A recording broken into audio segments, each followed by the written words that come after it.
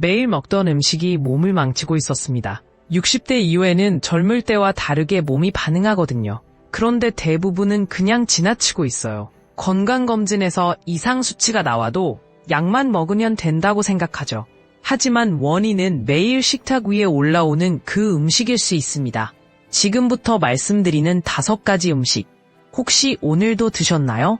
첫 번째는 국물 음식입니다. 뜨끈한 국 한 그릇이면 속이 편하다고 생각하셨죠? 저도 그랬어요. 아침마다 된장국이나 미역국을 꼭 챙겨 먹었거든요. 그런데 60대 이후에는 이게 문제가 됩니다. 국물에는 나트륨이 생각보다 훨씬 많이 들어있어요. 한 그릇에 하루 권장량의 절반 이상이 들어가기도 하죠. 젊을 때는 땀으로 배출되고 신장도 잘 걸러냈습니다. 하지만 나이가 들면 신장 기능이 떨어지거든요. 그러면 나트륨이 몸에 쌓이면서 혈압이 올라갑니다. 혈압약을 먹으면서도 국물을 계속 드시는 분들 많으세요. 약으로는 쉔개가 있어요. 국물을 줄이지 않으면 혈압은 계속 오르락내리락 하죠. 그게 반복되면 혈관이 손상됩니다. 뇌졸중이나 심근경색 위험도 커지고요. 국물 음식을 드실 때는 건더기만 건져 드세요. 국물은 반만 마시거나 아예 남기는 게 좋습니다. 처음엔 싱겁게 느껴지겠지만 2주만 지나면 적응돼요. 두 번째는 흰쌀밥입니다. 평생 먹어온 밥인데 갑자기 왜 문제냐고 하실 수 있어요. 저도 그렇게 생각했거든요. 그런데 60대 이후에는 혈당 조절 능력이 확 떨어집니다. 같은 양을 먹어도 혈당이 훨씬 빨리 오르고 천천히 내려가요. 흰쌀밥은 당지수가 높아서 혈당을 급격하게 올립니다. 그러면 췌장에서 인슐린을 과도하게 분비하게 되죠. 이게 반복되면 췌장이 지쳐서 당뇨로 이어집니다. 당뇨 전 단계라는 진단을 받으신 분들 많으시잖아요. 그런데도 밥을 그대로 드시면 결국 당뇨로 넘어가요. 흰쌀밥 대신 잡곡밥이나 현미밥으로 바꿔보세요. 식이섬유가 많아서 혈당이 천천히 오릅니다. 포만감도 오래가고 변비 예방에도 좋고요. 처음엔 거칠게 느껴질 수 있지만 익숙해지면 오히려 소화가 편해요. 밥 양도 조금씩 줄이는 게 좋습니다. 젊을 때처럼 한 공기 가득 먹으면 과식이거든요. 세 번째는 가공육입니다. 햄, 소시지, 베이컨 같은 거 말이에요. 간편하게 반찬 하나 만들려고 자주 쓰시죠. 저희 집도 냉장고에 항상 있었어요. 그런데 이런 가공육에는 아질산 나트륨 같은 발색제가 들어갑니다. 색을 예쁘게 유지하려고 넣는 건데 몸속에서 발암물질로 변할 수 있어요. 세계보건기구에서도 가공육을 1군 발암물질로 분류했습니다. 담배나 성령과 같은 등급이에요. 60대 이후에는 면역력이 떨어지니까 더 위험하죠. 암세포가 생겨도 잡아내는 능력이 약해지거든요. 게다가 가공육은 나트륨과 포화지방도 많습니다. 혈압, 콜레스테롤 모두 올리는 거예요. 한두 번 먹는다고 당장 문제가 생기진 않아요. 하지만 매일 조금씩 먹으면 몸에 쌓입니다. 그게 10년, 20년 지나면 결국 병으로 나타나죠. 가공육 대신 신선한 고기나 생선을 드세요. 조리가 번거로우면 삶아서 냉동해두고 꺼내 드셔도 돼요. 네 번째는 탄산음료입니다. 요즘은 제로 칼로리 음료도 많이 나오잖아요. 칼로리가 없으니까 괜찮다고 생각하시는 분들 계세요. 저도 그렇게 생각했거든요. 그런데 제로 음료에는 인공 감미료가 들어갑니다. 아스파탐이나 수크랄로스 같은 거요. 칼로리는 없지만 단맛에 대한 갈망은 오히려 더 커져요. 그러면 다른 음식을 더 찾게 되고 결국 과식으로 이어지죠. 일반 탄산음료는 당분이 엄청나게 많습니다.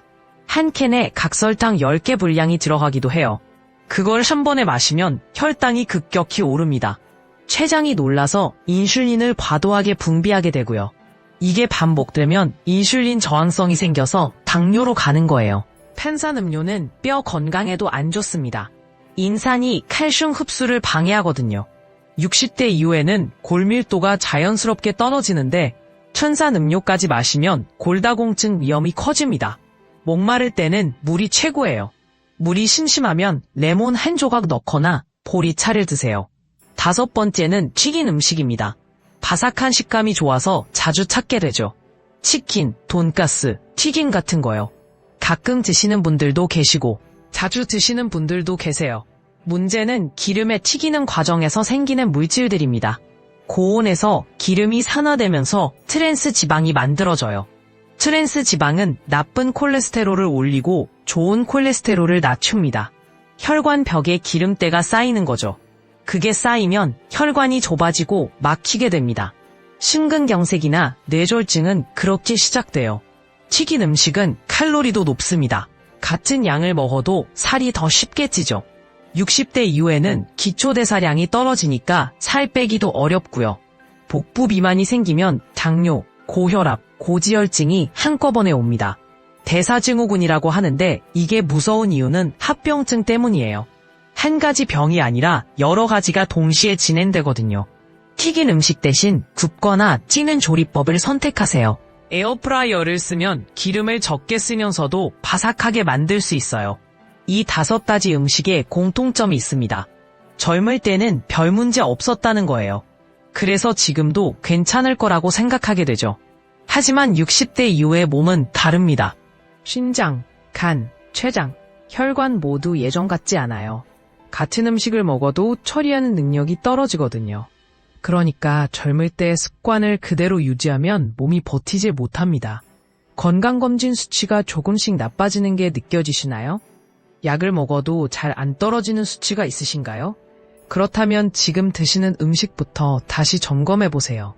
병원에서는 약을 처방해주지만 식습관까지 바꿔주진 않습니다. 그건 스스로 해야 하는 일이에요. 음식을 바꾸는 건 생각보다 어렵지 않습니다. 한꺼번에 다 바꾸려고 하면 힘들어요. 하나씩 천천히 바꿔보세요. 이번 주에는 국물 반만 마시기, 다음 주에는 잡곡밥으로 바꾸기, 그 다음 주에는 가공육 빼기. 이렇게 하나씩 실천하다 보면 어느새 습관이 됩니다. 처음 2주가 가장 힘들어요. 입맛이 적응하는 시간이거든요. 하지만 그 시간만 지나면 오히려 몸이 가벼워지는 걸 느끼실 거예요. 소화도 잘 되고 아침에 일어날 때 개운하고요.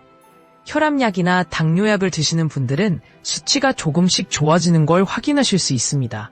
건강은 거창한 게 아니에요. 매일 먹는 음식, 매일 반복하는 습관이 쌓여서 만들어지는 거죠.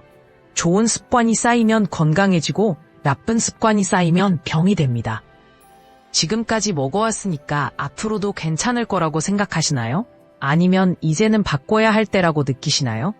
오늘 식탁 위에 올라온 음식들 다시 한번 살펴보시면 좋겠습니다.